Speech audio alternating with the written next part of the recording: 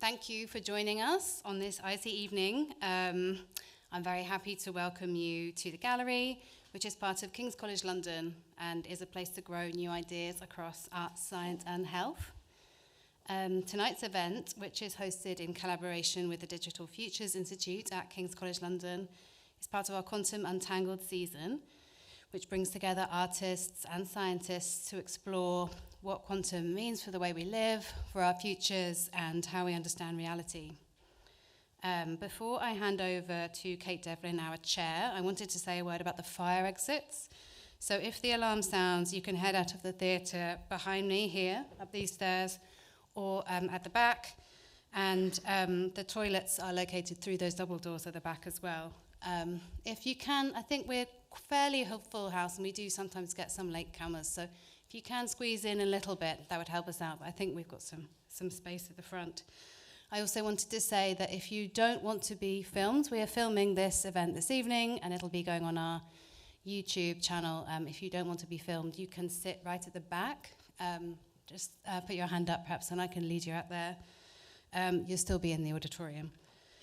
Okay, so now to introduce Kate. Kate Devlin is Professor of AI and Society in the Department of Digital Humanities at King's College London and is the co-chair of the Digital Futures Institute. Her research investigates how people interact with and react to technologies, as well as the ethical and social implications of technology. So she's extremely well placed to be convening this evening's conversation.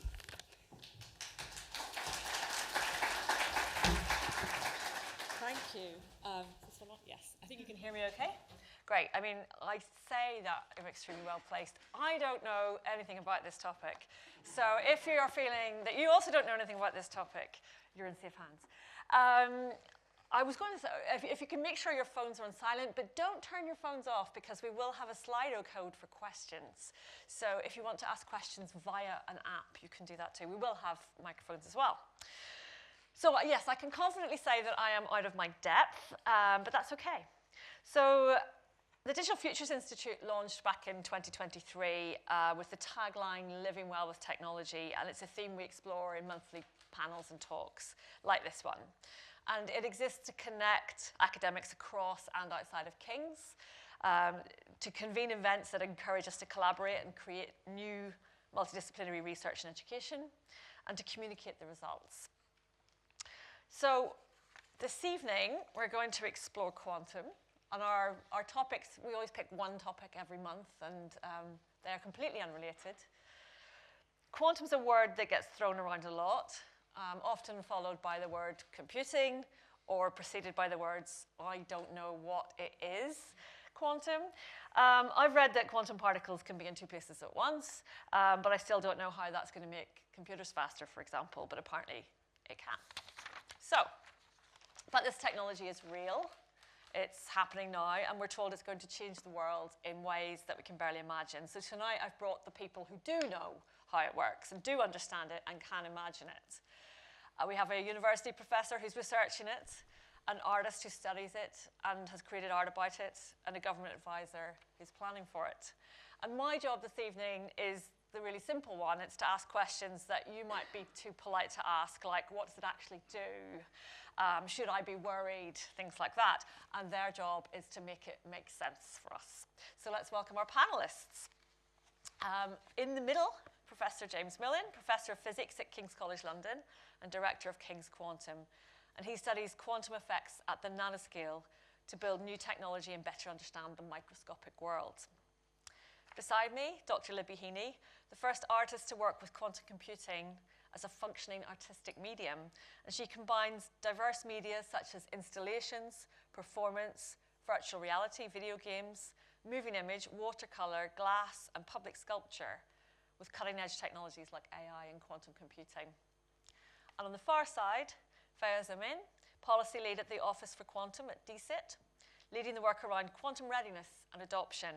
And the Office for Quantum was established in 2023 to harness the immense potential of quantum technologies and enable the UK to become a quantum-enabled economy.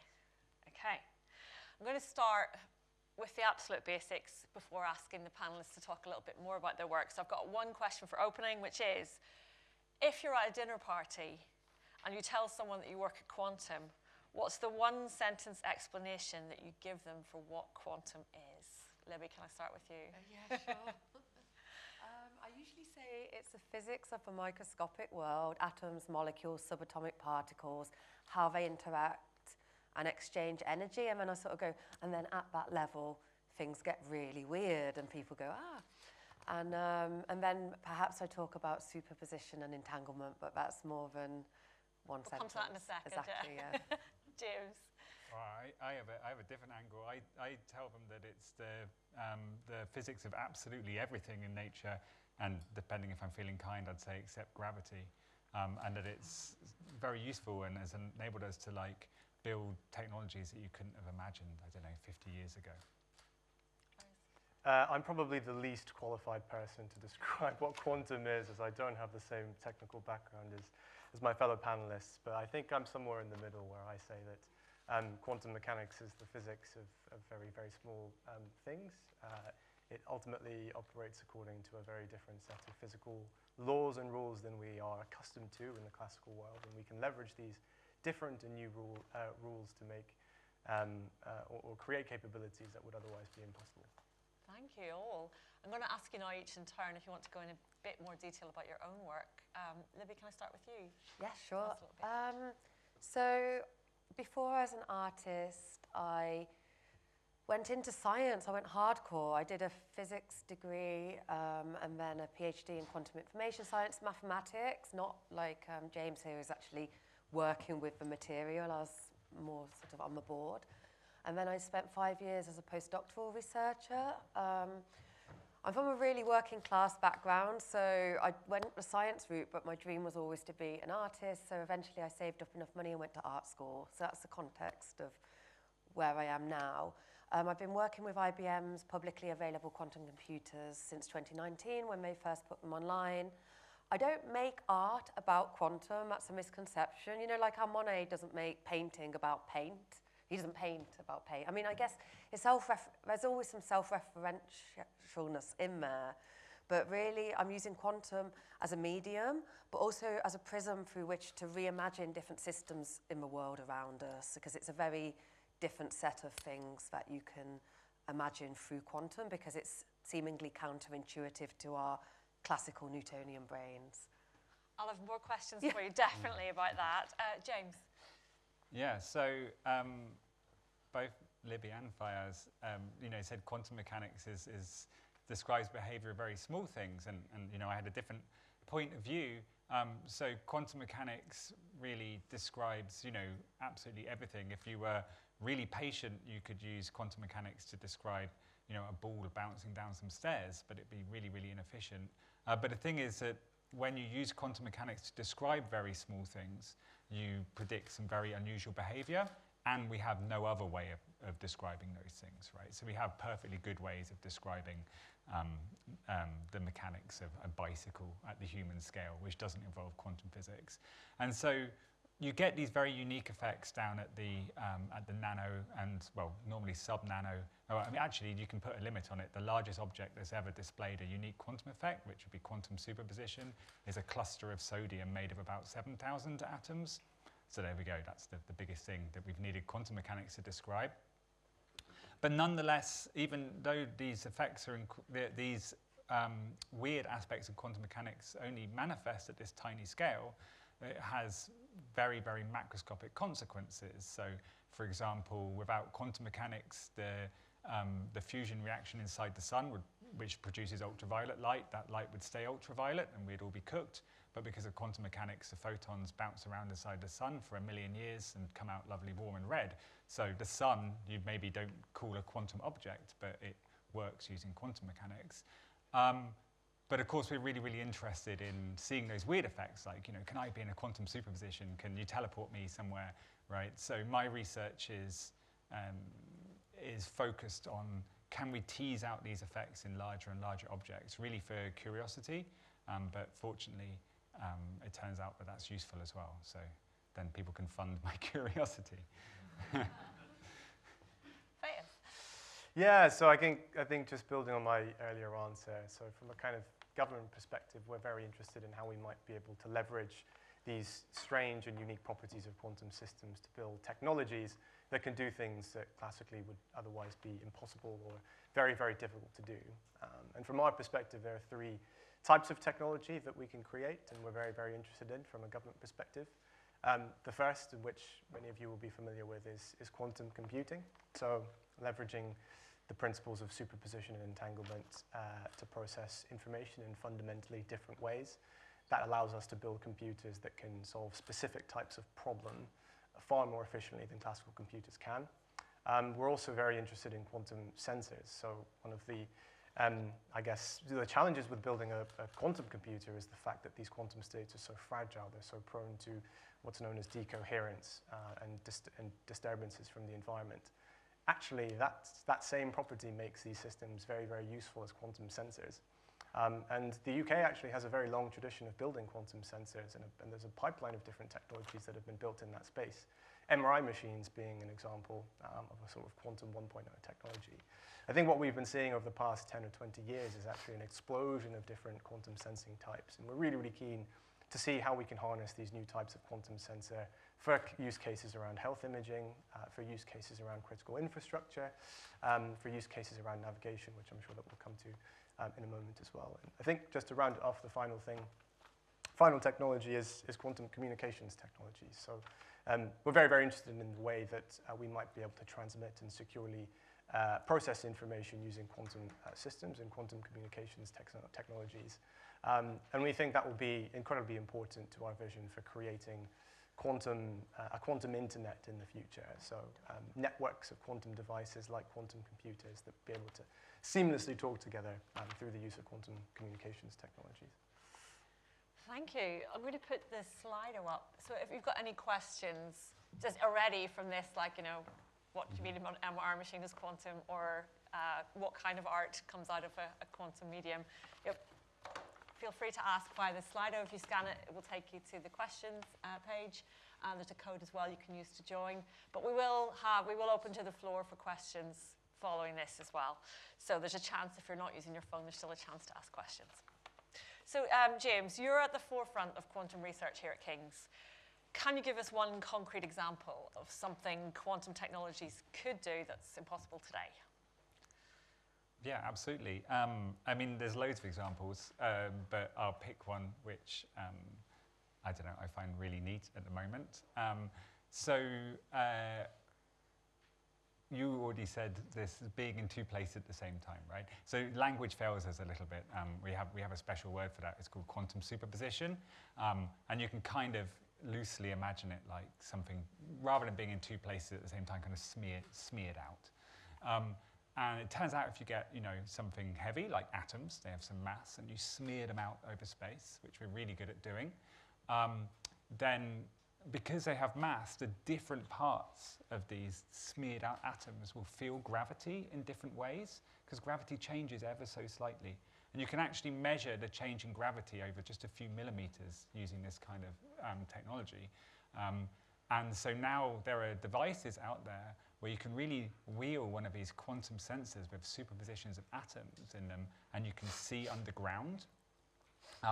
Because different objects under the ground have different mass, so they have slightly different density, so they exert gravity in a different way. So you can really see like pipes under the ground. So Faiyaz mentioned about critical infrastructure, and one of the really important things is like in civil engineering, not having to dig everything up all the time, right? And just being able to see under the ground. It's also kind of terrifying because you can see through walls as well in this way, and there's nothing. Wait, what? Well, because if you have this quantum sensor and then you walk past it, it feels the gravity of your motion going past it, and it doesn't matter if there's a wall in the way.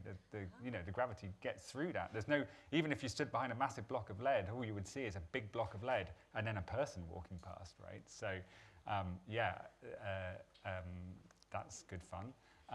Maybe we'll come back to navigation. Maybe one other quick thing, which is in the same vein, which I quite like, which is you can use quantum sensors to really detect very, very, very tiny amounts of light, like the smallest amount of light that you can use. And this is really useful for things like bioimaging, because often tissues are really damaged by light, and you still want to image them. But one thing you can do is you can see around a corner with a quantum detector, because you can just kind of like shine light at the wall, and then light like bounces around everywhere, and just enough light will bounce around the corner and then bounce off the object and bounce back that you can detect it, and you can really reproduce videos of objects on other sides of round corners. They call it quantum periscope or something. And the same kind of technology, maybe it doesn't seem like there's an immediate link, but is used for, you can detect like tiny amounts of gas and see how it's moving. So you can have these quantum cameras and like look at a big oil refinery, and you can see every place that gas is leaking out of this refinery. So that's already a technology on the market where they can just spot leaks in their system, which was just impossible beforehand.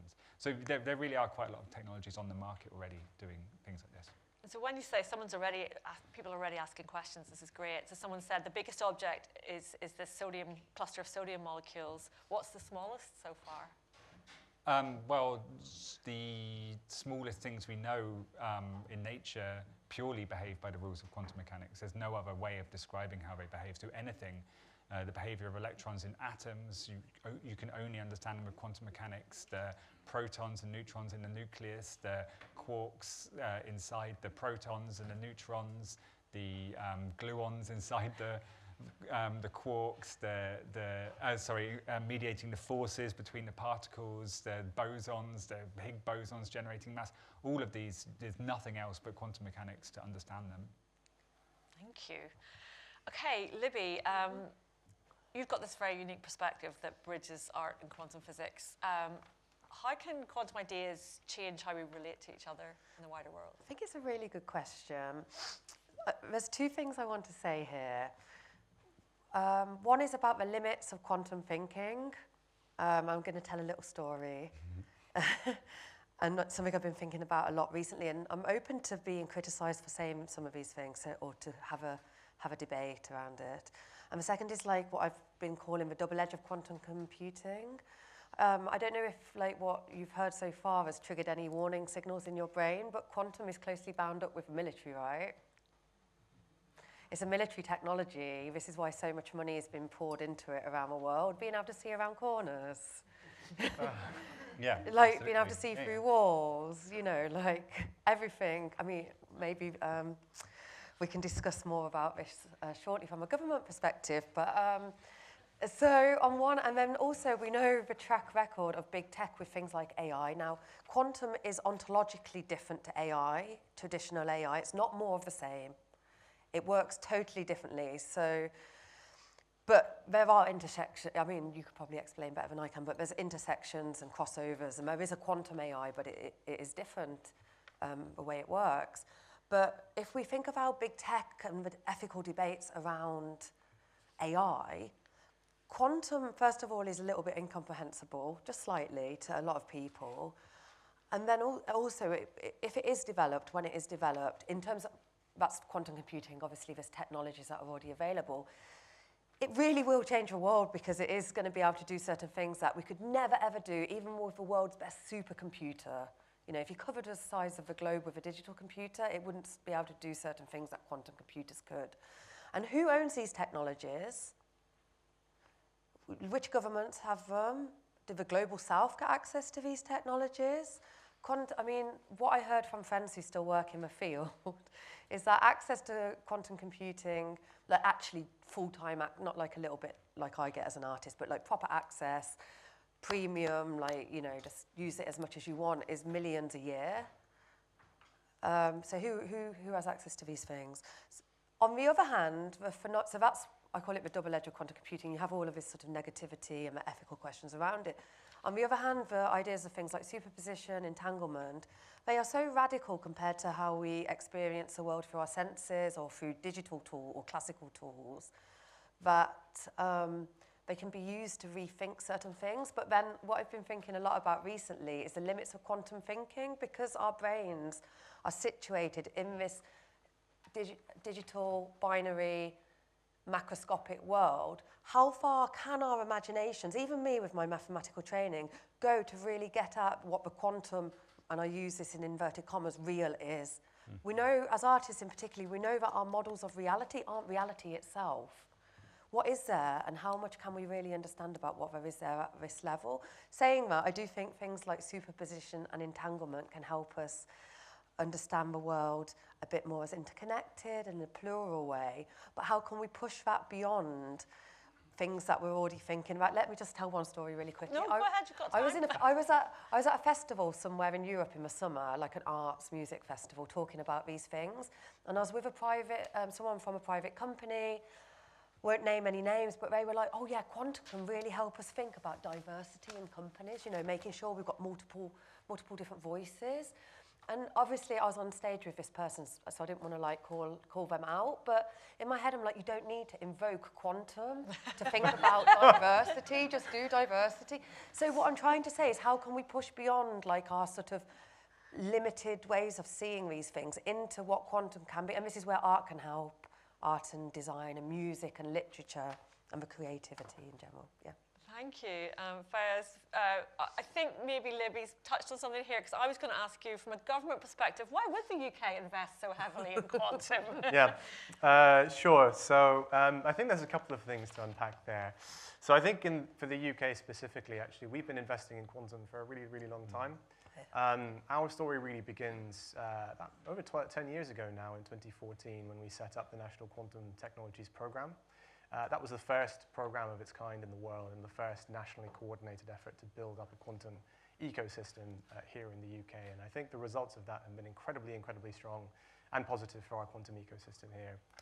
So right across the computing space, we've got companies building different types of quantum computer. So there are many different approaches to building a quantum computer depending on the physical quantum system that you're interested in. And we've got companies building, I think, four of the however many major approaches to building a quantum computer. We've got strengths right across the stack, so not just on the hardware side, but around error correction and algorithms development as well. But we've also got companies and spin-outs that are working in quantum sensing and quantum communications technologies as well. So I think from our perspective, the starting point is, I think we really recognize the potential and the transformative impact that these technologies will have. And so we made some very, very significant bets from 2014. I think what we're seeing more recently is a significant uptake of investments being made by a number of different countries all around the world. And I think what we're really cognizant of the fact is the fact that I think with quantum, we are very much reaching an inflection point in terms of where the technology is and what it can do. It's comparable, I think, to what the AI sector was like maybe around 10 years ago, where the semiconductor sector was like in the 1980s, where we have an enormous early lead, but we are very, very keen that we need to make an internationally competitive offer to retain some of the strengths that we've built up. And many other countries are feeling the same. I think the strategic choices and the decisions that we make and governments make now will really determine who in the global supply chain and the global value chain will benefit most from building these technologies.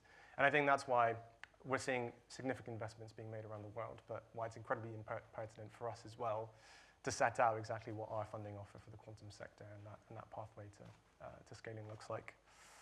Yeah, picking up on that about comparisons with what AI was looking like a few years ago, I mean, Libby, there's often a gap between how people think about quantum and how the public imagines it and how it's portrayed, perhaps misrepresented in popular culture. And thinking about that in terms of things like AI, why is it public understanding so important here? What do you think are the main things? Oh, we're going back to me. Okay. Oh, sorry. No, it is on the list. I was just thinking about other things that you can talk about whatever you want. Public engagement. I mean, yeah, like it should happen in a plurality of ways. Of course, how is it? Maybe, I mean, there's a language around it. A lot of people, like James said, don't have the language for key terms of jargon. If you were to read some of the titles of our physics papers, you would just be like, oh my God, what is this even, what are you on about? So like, unless you're trained in it. So it's like, there's a lot of like, there's barriers for entry, but also I feel that sometimes language isn't enough. Our language isn't designed to say like, spinning up and down at the same time. We don't have an intuition for this, so maybe we need to see them. So when I work with I don't call my art public engagement, by the way, it's an art practice, but when I work with quantum, I'm specifically interested in using superposition and entanglement from quantum computers to develop a new aesthetic.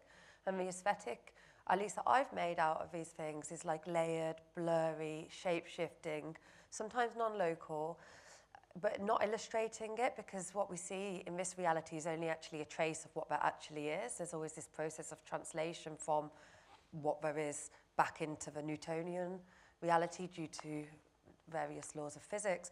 But by people sitting with it, looking, feeling it with their bodies, sometimes people have cried in my work, you know, like there's more to reality than just our intellect, and I think quantum really helps us tap into these things, yeah. I wanted just before we sat down for the panel, you and I were talking about hype. Hype? Yeah, I was saying, because I work in AI and there's a lot of hype. Yeah. Do you think this, I'm going completely off piece, but do you think there's similar levels of hype in quantum? Oh yeah, I mean, it's not so much in, I mean, maybe someone else can come in with this, but I believe it's not massively in the mainstream. I get a lot of content on quantum because that's what I do, but I don't believe it's in the mainstream media so much, but definitely in the tech world and the business world, there's a lot of hype around this. And at least when I've worked with some of the tools directly, because quantum, I mean, is currently noisy intermediate scale quantum computing. So I'm talking about computing here, not some of the other technologies. The tools are so noisy, they're not fully developed yet, there's no sort of fixed error correcting. But at the moment, you just, after a few steps, the computation starts to break down. Imagine if you opened your Word document and you were typing and like it just started jumbling up and becoming noise after a few steps. That's kind of what it's like to work with current quantum computers. And I don't have access to like you know, Google's or anything like that. So I'm sure there are better ones than others. But no one has solved error correction yet. So they're more or less useless for real world problems, although this is what I mean, there's so much hype. Oh, we did this one thing where it appears to be quicker, like Google's Echo experiment the other week, but it's not practical yet, so I think there's going to be, don't invest. You heard it here. Can I comment on that? Yeah, both of you can, yeah. No, so I think I absolutely agree. Cover your ears. Oh, no. Quantum computers are currently absolutely useless and will be for an extreme, quite a long time. But I don't really want, I guess, it's probably not the right forum to try and tell you about what a quantum computer is and what it could potentially do. But around like the language and describing it to people, it's something I really battle with as to why to do that really. Because so there is hype, and in the industry there's hype. So I'm starting to see a lot of computing companies coming out now calling themselves quantum computing companies when they're not. They're just not. They've just put the word quantum in, and because no one challenges them because they don't understand what it is, right? So anyone can just say. I mean, and then you go out and you can get Finnish quantum, right? Which is or quantum. I walked past. I was in like Washington, and I walked past Quantum Pilates, and it's like, but then you can also go. You can go. Yeah, I know. You can go to the shop and you can buy, you know, like a quantum OLED TV from LG, but that is quantum. That is a quantum technology that uses quantum dots, right? It's super confusing, and I think a really interesting lesson is that there are loads of quantum technologies used all the time in healthcare, and none of them have the word quantum in. Yeah. They don't use the word quantum once it works and it's deployed because, you know, people don't want, if, you know, would people be as comfortable going into an MRI machine if it was called quantum MRI or quantum brain scanner? You probably wouldn't, but they've been around since the 80s and it's fine. I mean, they're kind of terrifying, but there's better quantum brain scanners now. I don't know, I think that's kind of cool. I've had those, and you know, it's like being trapped in a washing machine with the best of Philip Glass playing in your ears. But quantum sounds quite cool. If I told people I was going for a quantum brain scan, oh yeah. I don't know about why it's important. I do battle with why it's important because you know you say that it's hard to like get this intuitive grasp of quantum physics as some kind of description of reality, but Newtonian physics isn't a description of reality, right? If you write down F equals ma, not a single one of those things is an object in the world, right? It's just an abstraction of something, right? Yeah. They're all models for for making predictions. None of them are describing the stuff of nature, right?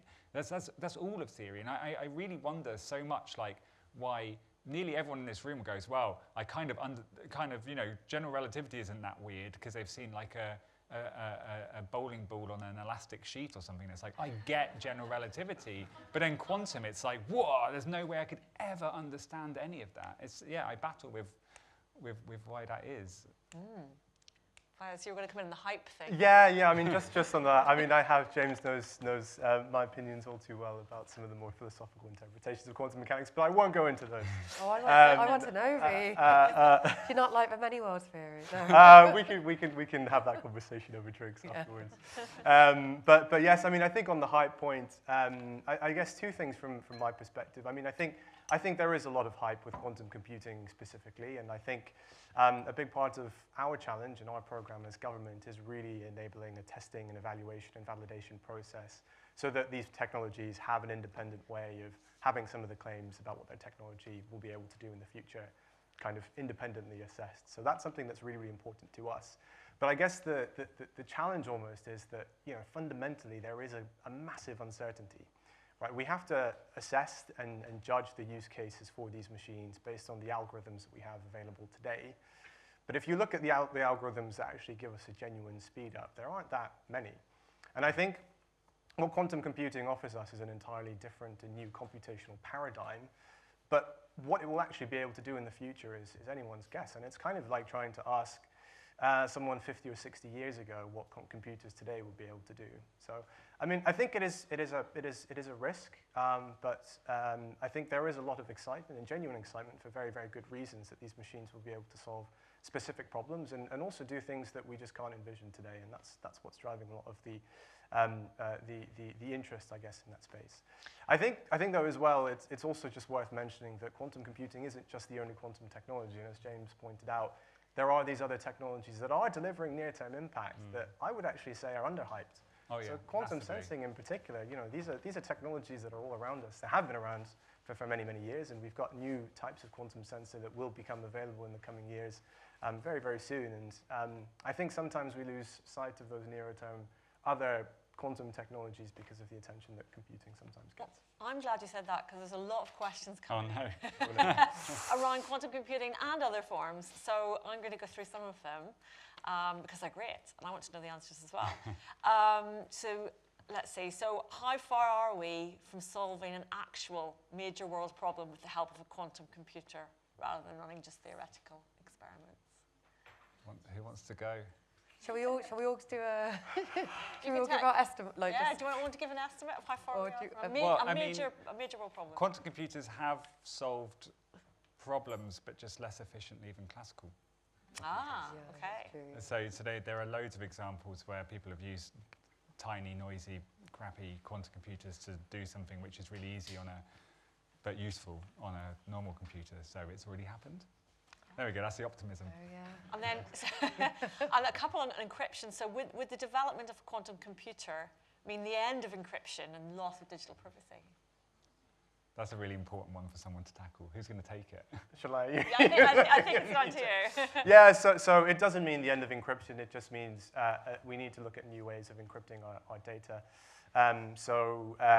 NIST, which is the US Standards Agency, actually, I think it was last year now, published a new cryptographic protocol to encrypt information over the current RSA encryption methods that are used today. The reason why the current methods of encryption that are used predominantly today are susceptible is because they rely on a very, very specific mathematical problem that sounds very trivial and banal. It's around the factorization of large numbers.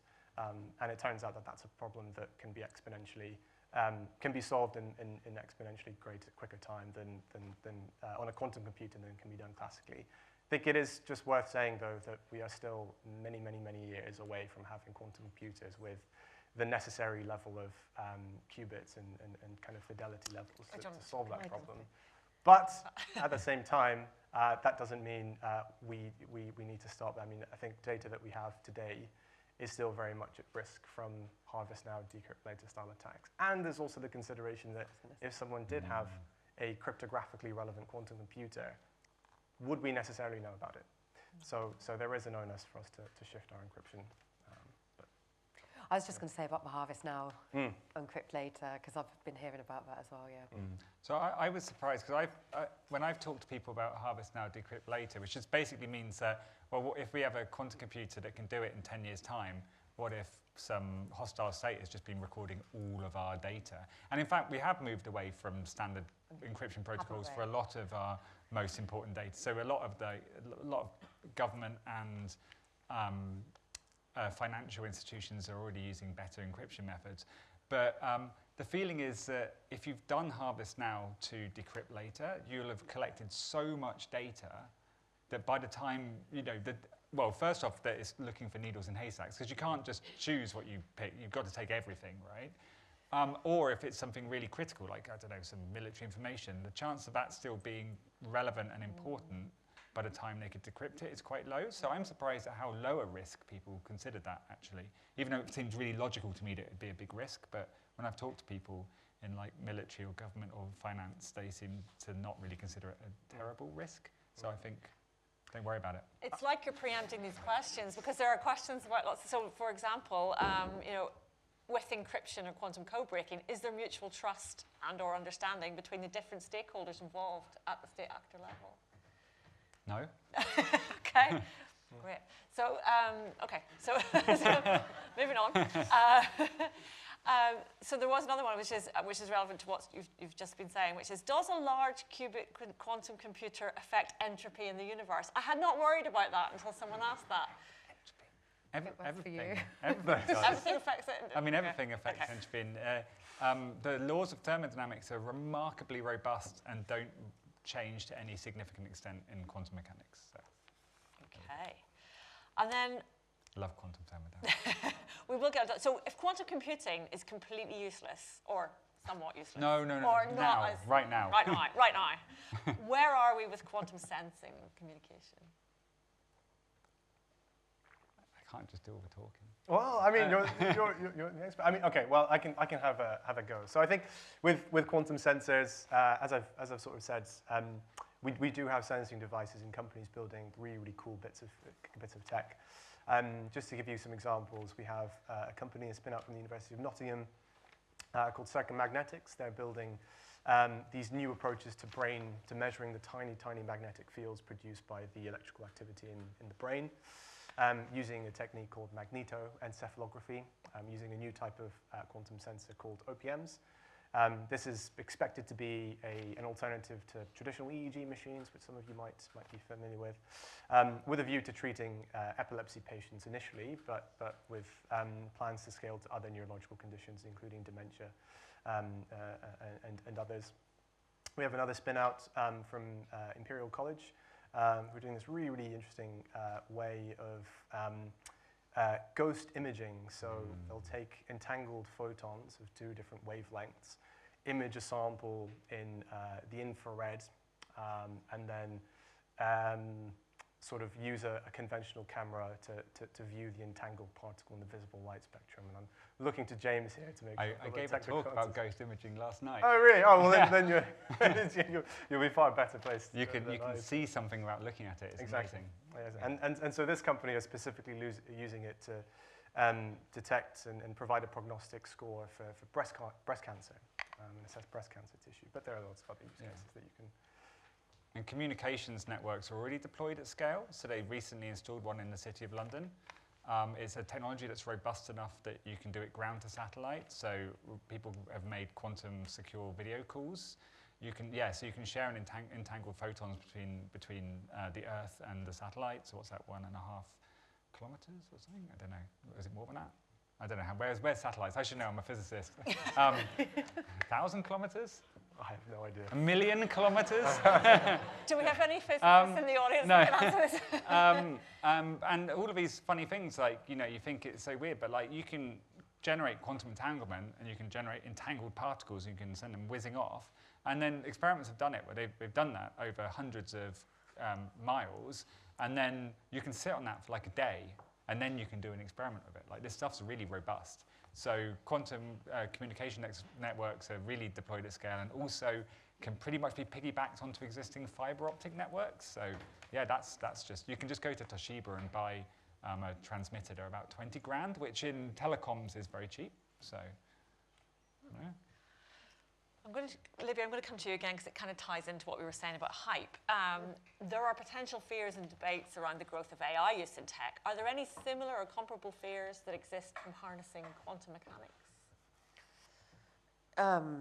Like in the public domain? Yeah, or just, you know, what kind of fears are there about it that might happen to us as a result? Because lots of the AI things are like, you know, oh, the existential risk from superintelligence, or even just the threat from sustainability point of view. Yeah, of course. I mean, like, if any computer will understand consciousness, it will be a quantum computer for sure. If any computer understands the origin, how we go from inanimate matter to life, it will be a quantum computer.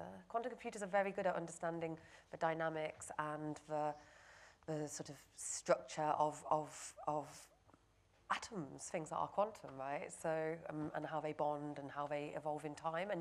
And some of these problems are impossible to solve on a digital computer, so we'll get, once we understand something, then we can control it and so on. And obviously, if we can create life, control consciousness. A scientist actually, some years ago now, published just a theoretical paper about quantum computer brain interfaces and like mind reading as well. So there's all sorts. I mean, some of it sounds like science fiction, but I don't think it will be. I think we'll start to see some of these stranger things come to life. Yeah, do you have some more things to say on that? Well, just nature is quantum mechanical. Yeah. So if you have a quantum mechanical computer, you can understand nature. Just like that. Nature's not digital, and so when we try and use digital computers to understand nature, it's unbelievably inefficient. And you know, that's the big promise. We call that simulation. Oh, this guy wants to. Yeah. Sorry, I'm doing your job. Okay. We can get your microphone. Hang on 1 second, we'll get your mic.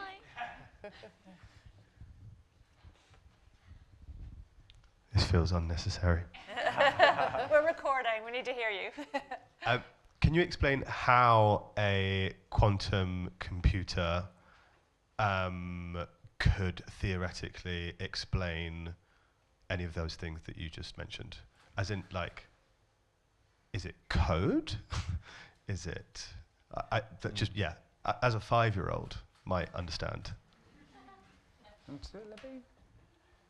I can, but I'm a bit like, I'm sat next to you, aren't I? I haven't been a scientist for a while. So it's not code, I guess. So this is the thing. When people say quantum computing, you kind of imagine that you're running like algorithms. And that's the thing where Faiyaz was saying there's actually relatively few algorithms that look like they're significantly more efficient on a quantum computer than they'd be on a normal digital computer, a normal classical computer, because a quantum computer can be digital as well. But really where the promise is what we would say is simulation. So like in principle, we know how all the atoms work and how all the molecules work and how chemistry works and all of it. So in principle, we know all of that. But in practice, to solve the equations to tell us how it works is just too hard, even on some like super mega universe-sized computer. It's just too hard. Quantum mechanics is there's just too many, it's just too complicated. We understand it, but it's too complicated to solve on a computer. But if instead your computer is already using quantum mechanics to predict how something will behave, then it's easy.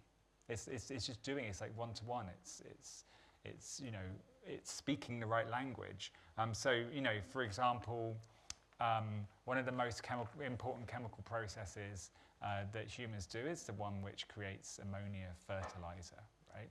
And it's an incredibly energy-intensive process, and it uses some stupid percentage of the world's energies and produces loads of emissions to make ammonium fertilizer. But plants can do it like really efficiently. Plants can just do it with virtually no energy. And like we know which bit of the plant does it. Like we can go in and find which part of the plant does it. You can't like back engineer and work out how the plant's doing it. But if you could simulate that process on a quantum computer, you could work out how that would happen, and you could, do something like that much more efficiently, for example. So it's speaking the right language, It's like, yeah, I think, is that helpful at all? Yeah. Okay.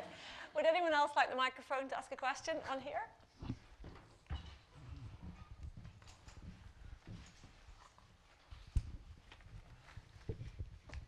Hi, this is fascinating. I want to find out if there are any champions for nature itself, because we have a climate and a biodiversity crisis. So the wonderful sensing techniques you're describing, like looking at the soil and how it relates to tree roots, all the things that interconnect us to this ecosystem. Is there anyone wanting to invest in something that's actually going to help put us right? I mean, there's a company in the USA called Quantum, which actually came out of Bristol University, right? Bristol, yeah, and Yeah. Imperial. Oh, it's Terry, yeah. Yeah. And That's why I they raised my did eyebrows. they did set up a platform called Climate with a Q. It's everything has to have a Q in when it's quantum. But I don't know, I haven't looked into that recently, maybe you guys know about it, but it was like when a full-scale quantum computer is developed, there's going to be so many problems that people want to solve on it, and there's only going to be a limited capacity. It's not like there's going to be millions of these machines like we have digital computers. So they were pledging to donate X amount of time on what they thought would be theirs worlds. I don't know how far ahead they are in the race, but pledge a certain amount of time on their quantum computer for climate problems. Like allocation of quantum computers are very good at optimization problems, allocation of resources, anything to do with biomimicry, as we already heard, simulations. But I looked into it a couple of years ago, so I haven't actually seen if the US military got involved with PsiQuantum. They named them as one of them and Microsoft as some so now I'm not sure if that pledge has been rescinded. And the Australian government bought them for $1 billion. Oh, did they? Yeah. Oh, I did not know that. Okay, yeah, I'm out of touch with all this stuff. Let's kind of flip that round, because there's some good questions here about things like greenwashing and environmental claims. And also, what about materials needed to build these technologies? What materials are crucial? We know that with things like AI, it's those critical rare earth minerals that are being used, and there are massive supply chain challenges. So can we do this ethically? Well, I mean, so I think so we do rely on a very diverse set of materials for building a lot of these technologies, and I think it's worth saying that different types of quantum computer, they're based on different sort of I guess different underlying components and physical sort of bits, if you will. And the supply chains for those look quite different. I mean, I think it's not only would I be able to not list every single component and material that goes into them, but I think the point is that they're incredibly diversified, and we do rely on foreign and global supply chains to make sure that we have the components and the materials that we need to build them. I think the same is true for quantum sensors as well, and a lot of the atomic vapor cells that are used also do rely on sorts of rare earth minerals. I think James can probably correct me if I'm mistaken, but there is an environmental consideration I think that we do need to make about these technologies, and I think for computing especially, I think we do need to balance the fact that particularly in the near to medium term, these will be quite energy intensive machines, particularly for superconducting systems which rely on very energy intensive cryogenic systems. But they also have the potential to solve problems that will invariably support our future climate agenda. So I think we do need to work out a balance between those two objectives when we're building and developing this technology. Can I jump in with something totally counter? So obviously we live in a, dare I say it, capitalist world. And, we live in an economy which is linear, right? We extract things from the ground, we build products, we use them, and at some point there usually is waste. Generally, we don't live within a circular, sustainable system.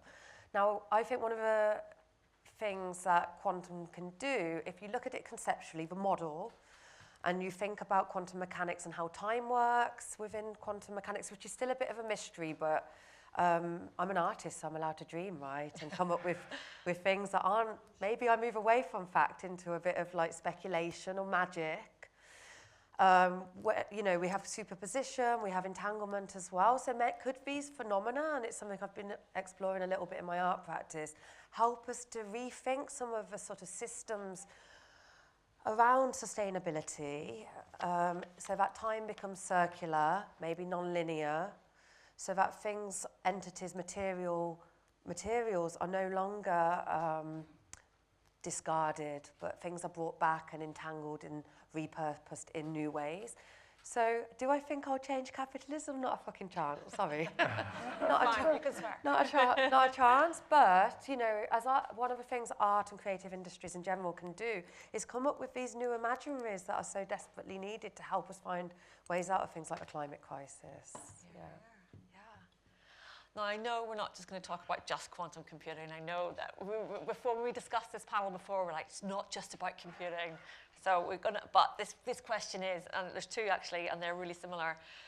What does a quantum computer look like? Because the word computer generates the idea of screen-based tech.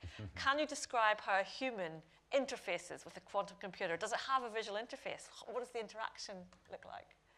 Can I tell a story? Please. So I got approached by our maths department, who were super excited because Intel had offered them a quantum computer. And they were like, Intel are going to give us a quantum computer, and all we have to do is like collaborate with them. And the university's like, this sounds great, this sounds fantastic. And it was quite late in the process that they decided to bring a physicist into the discussion. So I sat on this call with them in Intel, and I'm like, so what are you providing us? And then I'm like, oh, we're providing you like a solid state quantum computing chip. And I was like, great, any of the supporting infrastructure? They're like, no. Any people? I was like, no, we'll just provide you a chip and away you go. And I'm great. And so the university's like, right, can you cost this for us? And I'm like, $2.5 million plus a new research team of someone of at least professor level and probably 3 research assistants, right?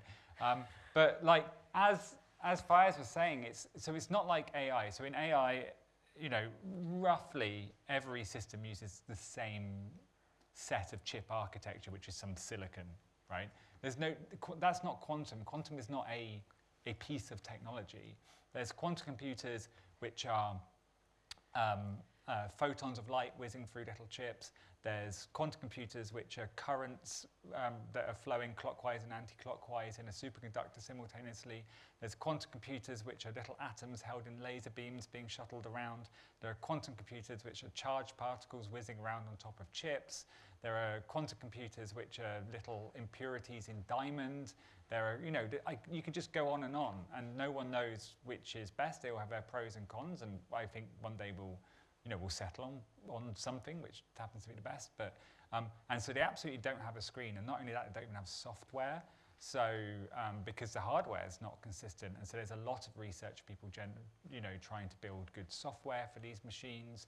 Some companies do release software for their own machines, and you can access them over the cloud, like IBM. I guess is that what you work with largely? Yeah. And Qiskit and stuff like that. Yeah. But can I jump in and just say, any of you today can go home, sign up for IBM Q Quantum, and I think you get 10 minutes for free at the moment. 10 minutes of processing time, so not just 10 minutes logged on, right? No, 10 minutes processing time, yeah, of course. But like, it used to be unlimited processing time, but obviously they onboard people and then cut that down once people are using it. But you can, what I'm saying is, in principle, anyone can go and use it, but there's a high hurdle for using these things. You have to be able to code in Python and then understand how to use the Qiskit, the code. But just to say, it is available for people to try, and then it's just across the internet. You send off your code. For me, I'd wait maybe 6 hours, maybe a day, and then you get a list of numbers back, which look really boring. But then artistically, you have to like figure out what to do with them, and that's interesting. Generally, they look really cool, though. Most quantum computers do look, So someone's asked, is it like AI in terms of black box technology? You can't. Can you explain how you get the output? Yeah. I can, yeah. Okay. It's the laws of physics. Well, someone else has asked about that as well. What was that? There was something very good about that. Let me find it. No, I've lost it now. And it was a very good question about physics as well.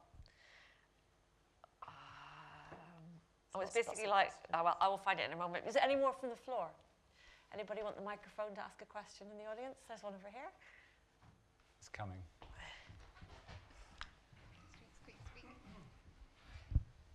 Hiya, it's not really a question, more of a comment, I guess. It was back to that question about the application to like the climate crisis and the biodiversity crisis. And we already heard pretty much straight away that some of these quantum sensors are really great for tracking down leaks, right? If you look at the gas network in the UK, it's 3% of gas goes missing every year.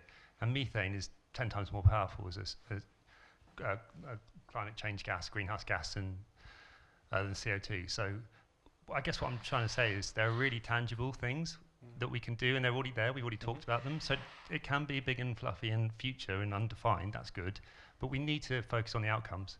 So when we think about hype, we have hype in AI because people think it can do everything. But actually what we need to focus on is, well, what could it do? Like the general public doesn't need to know how it works. They need to know what will it do for me. I work in electricity. I don't think most people know how electricity works, but they use it every day because outcomes, kettle boils, car charges, whatever. So yeah, more comment. I think there are practical things that can be done straight away, and I think the thing we need to really do is focus on the outcomes rather than the underlying enabling technologies. Yeah. Just 2 weeks ago in this very room, there was a Quantum Technologies for Net Zero day-long event. That, yeah, there's loads of possibilities. I think that specific example that you mentioned as well. So we have a company called QLM who are building that exact technology. They're using a combination of LiDAR and single photon detectors, which is this type of quantum sensor, to do exactly that, detect methane gas leaks.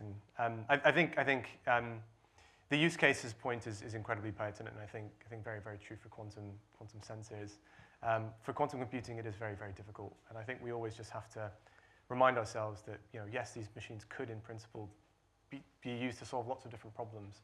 But I think probably some of the most nearest term applications that are probably the most impactful to focus on are going to be, we think at least, in that simulation space around material science, around designing new materials, and also for quantum chemistry, so around drug discovery as well. And I think those are two of probably the biggest and highest impact and nearest term applications that we see for quantum computing. So we're very, very keen to look at those as sort of initial guiding use cases to unlock all the other amazing things that these machines might be able to do in the future. Thank you. Anyone else in the audience? Is that the back? Thank you. Hello. Okay. No, I was just wondering if there is something like a union or something like that, an organization that kind of oversees ethical implications of these processes, and also where the public can be involved and kind of in a transparent way. I think there's been a lot of anger going around AI technologies and certain decisions that the government's been taking without sort of getting,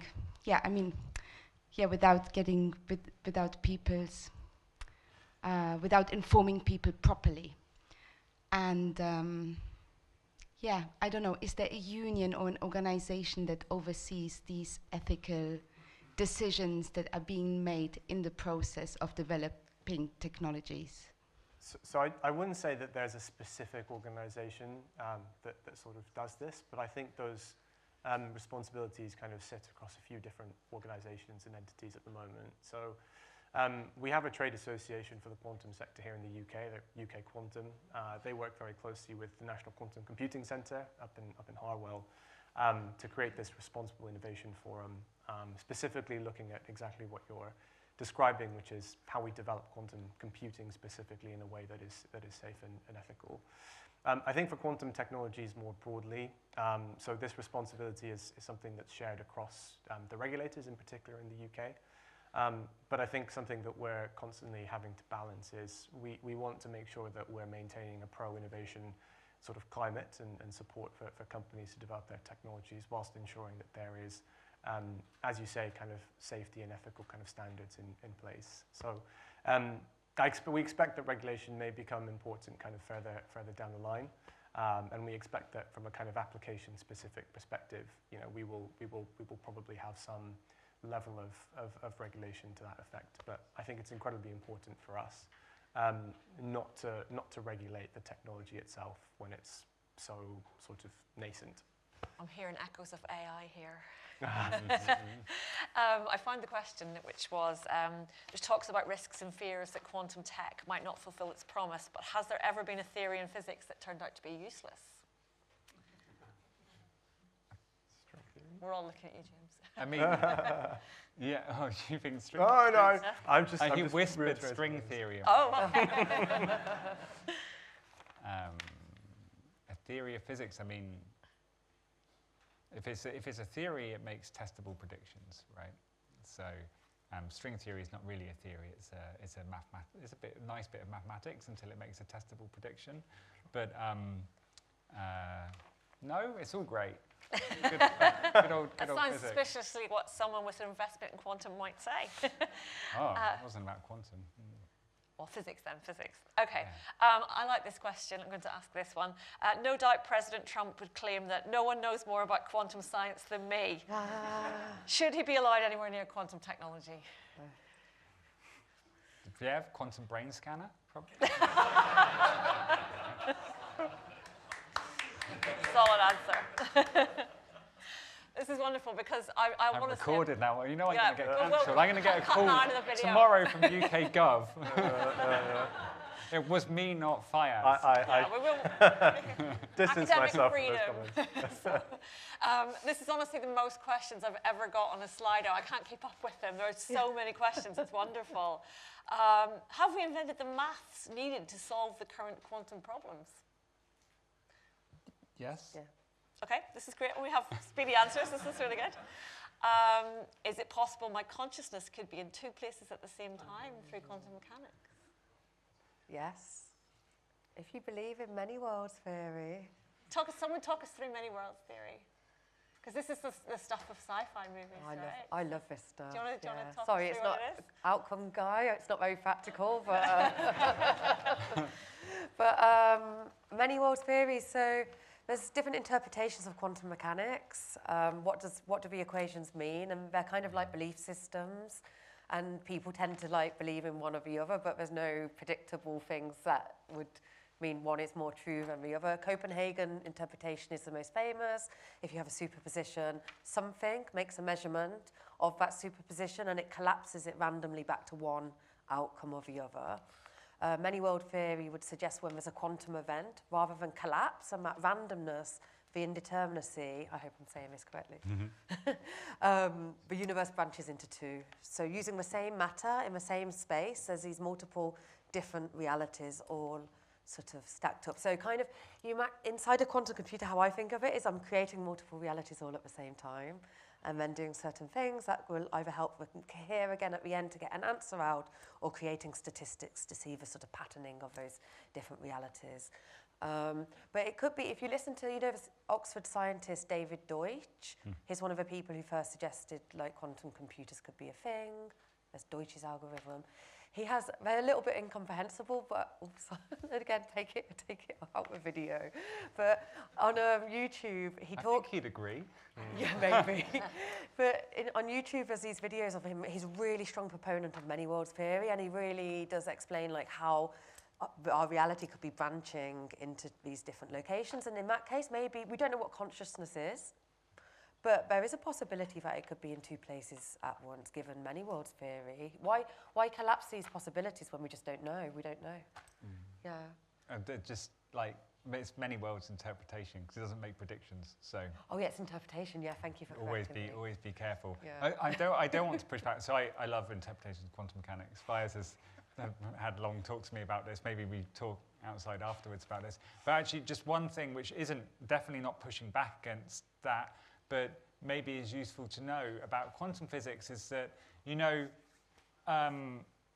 we started it off with saying, oh, quantum physics is tiny things. And I said, no, it's everything, right? But then how come tiny things do weird stuff and big things don't do weird stuff, right?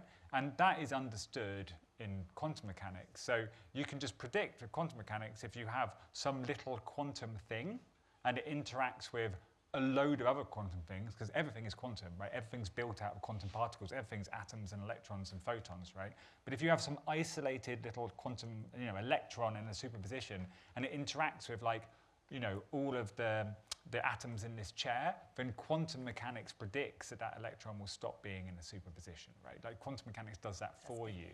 It's called decoherence.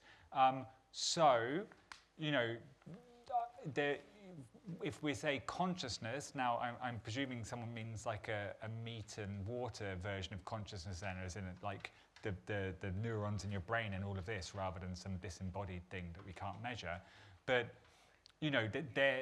I could make an argument saying that, no, your brain couldn't be in a superposition because it's too big, wet, warm and noisy. But many worlds is quite subtle, and so I think I wouldn't, say it's impossible. But also, I think our consciousness is more. Oh, we're getting into some topics now, but our brain can. There's so much to say about these things, but I think there's a lot of caveats. But I think I feel like until we know what consciousness is. Because we don't really, even if you say, it is in the brain, is it really? Because there's lots of caveats to that. People say it's like a relationality of the neurons, like the interactions, so it's not actually a fixed thing. So there's a lot of, I think... We understand quantum a lot better than we understand consciousness. Yeah, we do, definitely. I think it's always the way. So we've got lots of questions about, if people want to find out more, who do you recommend who's good on these topics? Are there any authors or YouTube people that we can go to find out? Who would you recommend reading? Lots of people. I mean, I think on the consciousness point, whoever raised that question, you might want to check out Roger Penrose, because he has some very interesting views on that. I think, he has some very, very good books on quantum physics and mechanics more generally. Tim Maudlin is someone that I've read a lot on kind of the wider interpretations point. But if you're interested in more of the kind of the history, I guess, of the field, and particularly if you're someone like me that doesn't come from a quantum background, I'd highly recommend, two authors actually. One is Manjit Kumar, who has this book talking about the happy accidents that led to the birth of quantum mechanics. And it's a really interesting read about just how bizarrely kind of cobbled together the whole discipline really was historically. And also Leonard Susskind, I think, is a really, really good author for some of those kind of introductory mathematical frameworks, at least in the reading that I've come across. I'm going to go for art, history and quantum, in case that's of interest to anyone, and something a bit different. So there's a nice book by Gavin Parkinson called, I think it's Surrealism, Quantum Mechanics and Relativity. An art critic called James Elkins talks about 6 stories at the end of representation, and the last chapter is on quantum mechanics, how it's really impossible to visualize quantum mechanics.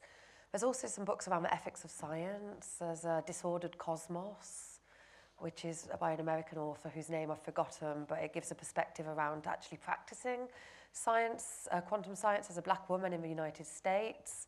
There's Karen Barard's Meeting the Universe Halfway, which is, I know a lot of scientists don't like their text, but thinks about ethics through the lens of quantum physics and the entanglement of meaning and matter as well. So, I don't read popular science.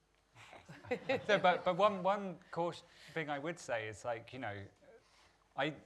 when I teach undergraduates their introductory quantum mechanics course, right, the most basic one you can get at university, that's a 40-hour course, right? So,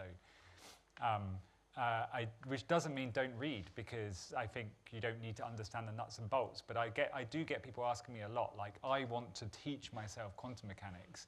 Can you give me a 2-hour video that will do that, right?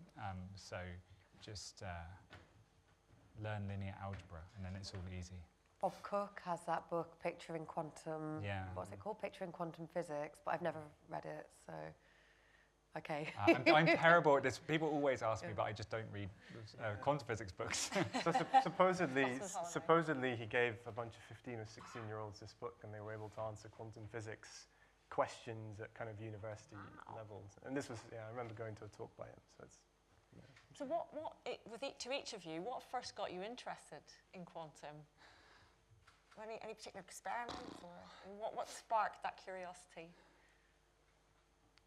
I mean, I have an extremely, so it's not what first got me into it, because I was already doing my PhD, but I do have this incredibly strong visual memory from my PhD I worked in cold atomic physics, which meant I was controlling atoms with laser beams, and this was something where I could really like bend my head down and look inside this experiment and see some wispy blue cloud of 1 million strontium atoms fluorescing at 461 nanometers, which is royal blue at like a few millikelvin, and just going, I can do that and I can see that, and that's wicked.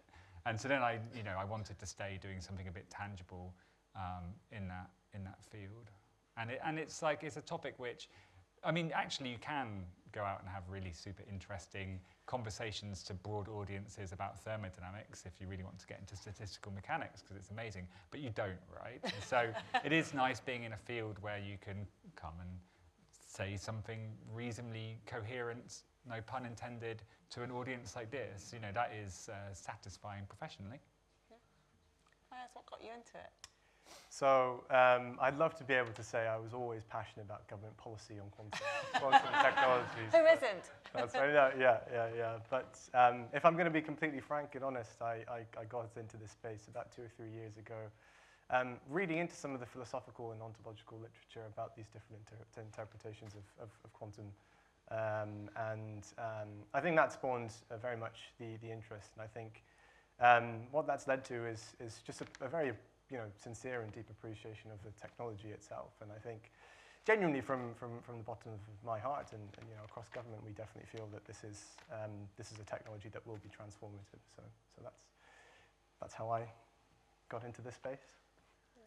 Well, I really wanted to go to art school, but couldn't or didn't for practical reasons. So I ended up doing physics, which obviously includes Quantum 101, and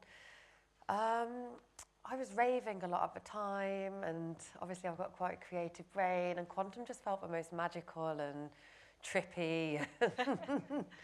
And I just ended up doing my master's thesis on it because it was just the most interesting topic. A lot of, no offense, but a lot of physics can be quite dry, right? And quantum just felt very creative and magical for me, and I think that's why I'm still quite, even though I don't practice science at all anymore, but I'm still fascinated by the sort of foundations of quantum, I suppose, and what that means for what can exist in the world and all of these things, yeah. So the follow-up question that someone else has asked is, what keeps you committed to the field? What do you want to see down the line? Is there something looking forward to finding out, or? I mean, just everything. Okay. I mean, when you start a career as a research scientist, you have all these lofty goals, right? So if I was standing up at a conference, I would be saying, the absolute #1 goal of my lab is to get silicon nanorods and put them into a rotational angular momentum superposition state to put bounds on potential wave function collapse models or probe models of quantum gravity, right? That's what I'd say. But actually, it's like, if we find a new camera that does something really cool, like that, so go buy some new tech, or someone just finds a new trick, there's a shortcut in the lab, and that's great. Or I get a new PhD student, they're super keen, that's just wonderful. Or I recently found I could replace these really expensive scientific filters, which are about 10 grand each, with Eurorack analog synthesizers, which are about 50 quid each, and it does a good enough job. And now I've got a DJ set up in my lab. And it's those things that keep it going. But I love quantum physics. I think it's amazing, and I am committed to seeing more technology out in the world which uses this area of physics to do useful stuff, just because I think it's it'd be a beautiful thing.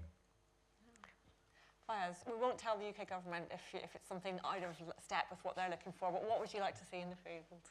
What would I like to see in the field? What would you like to see? Well, what would you like to see in the discipline as a whole? Like, what keeps you committed and going? Yeah, I mean, what keeps me committed is, I think this is a very, very cutting edge technology, and as I've been very keen to stress throughout, I think what we're seeing is a technology at the very, very start and the foothills of something that could be very, very transformative. I think there is obviously a lot of uncertainty attached to that, but there's a lot of excitement, and I think being in a space and working in a technology policy area, I guess, that is, again, in a space where AI was 10 years ago, or where the semiconductor sector was a few decades before that, I think for me is quite exciting and quite enthralling to be able to be in this space. So we'll have to see how the technology develops, but we in government are very committed to making sure the sector gets the support that it needs. And it's, I'd love to be able to say, 10, 20, 30 years time from now, I was one of, a handful of people working in the sector, one of the pioneers. When we have masses and masses of quantum companies and masses of policy officials and government working across quantum. So that's kind of why I'm where I am, and hopefully see the sector develop as it looks like it will. Libby, how about you? What keeps you committed and keen? Oh, for hustle. What do I want to do? I really want to make some big installations that help people to think about like big questions about what can exist in the world, things like life, death, our emotions, and what the self is, that we're not individual but deeply entangled to each other in nature, using quantum tools and quantum as a lens to see these things. But also I think what could be quite fun as an artist is to, if I could find the right big tech company, to go and embed myself in one of their labs, to be a provocateur, and maybe to try and, because one of the things I've been talking about actually, I wrote in the British Council recently published a Why Technology Needs Artists report, and I did a statement within that. And I was saying, and again, it's always funny when I have a scientist on the panel because it's like fact check, but I was like writing about how we're currently thinking about quantum tools in quite a binary true or false outcome way. We're still in the computational paradigm of digital. We use the non-binary nature of technology, but then we want a true or false answer. Well, could we revolutionize technology, like the whole idea of computation, to really think about where there's no correct answer? There's just AI. Yeah, yeah, exactly. Thank you, fact check. No. But so I just think it would be really fun to go and work in a Google or an IBM, but there's all sorts of ethical and different things to do that. But could I influence the actual development of technology by doing that somehow, by poking them a little bit? Do it. Well, we'll see. Great. Okay, this is going to just finishing off now. This is the question that I detest, but I'm going to ask it anyway. I hate hearing it and answering it. There's a lot of hype. We hear predictions. What's your honest assessment? What should people expect to see in the next 5 years versus 20 years away? How should we manage our expectations? So have you got any immediate thoughts on what's coming next? And any of you can take this turn. Shall I start at the far end? Sure. So I think in the next 5 years, we will start to see a really, really exciting pipeline of quantum sensors in particular, unlocking new applications across many of the areas that I mentioned before, so in health, in critical infrastructure, possibly for some navigation, mainly around kind of timing applications. I think for something like compute, it's a question we get all the time, and just not one that we have an answer for. So we rely very much on the expertise of people in the field as to how they think the technology might evolve. But certainly, if you're to believe that some of the technology roadmaps that companies have put out, there is a genuine feeling that we might be able to get some useful commercial quantum computers within the next 5 years. That, I think the jury is still obviously out on that, but I think what we can say is that in the next 5 years for quantum computing specifically, we will hopefully have a much better sense of what these machines will actually be able to do, how they'll be able to develop, and hopefully have a better understanding of some of the applications and the things that we need to do to make sure that the technology is useful and we're taking the steps to unlocking some of that value. Okay, being optimistic on the quantum computing side, I imagine that probably there'll be some kind of device that organizations and businesses can use to optimize, for example, supply chain in a more efficient and slightly cheaper way than they would by investing in a large-scale classical computer. And that can also include things like energy network optimization. I know Port of Dover is very interested for like freight optimization. That's the boring one. But then in terms of everything else, honestly, I think you just won't notice. I just think all this there'll be so much technology that's using quantum physics out there that they won't be using the word quantum. Like I think at the dawn of like, you know, silicon chip-based technologies, everything was chip this and silicon that, right? And now that's just gone. I just don't think you'll see it. I think it'll be in all kinds of devices, all kinds of vehicles, all kinds of systems, all kinds of tools, all kinds of hospitals, and it'll just be a part of technology, and you won't notice. In the background. And I'll talk from an art perspective. I feel like that at some point one of the big tech companies, or maybe a smaller player, will open up their tools in a more democratic way and allow artists with a usable interface to create aesthetics that are not possible with digital computers. And then maybe I'll just advertise my next exhibition. Yes. I'm working with the Sainsbury's Centre in Norwich. They have this wonderful living art collection where they treat all their artefacts as alive, animate. So we're thinking about the meaning of life through the lens of many worlds interpretation. And that will be in May. So just a small questions there, but we also make sure we advertise the exhibition that's here at the moment. Oh, I've got that. You're fine, don't worry. Got you covered. Yeah, so that's great. Thank you so much. I want to thank our panelists for being very generous guides through all of this, because your work is shaping the future, and I hope it's made it a little clearer to you all. It has to me. I think it's been really, really useful, so thank you for that. And thanks to all of you here. For bringing your curiosity this evening, for keeping me very much on my toes with the Slido. We couldn't get through all the questions. There were dozens of them remaining.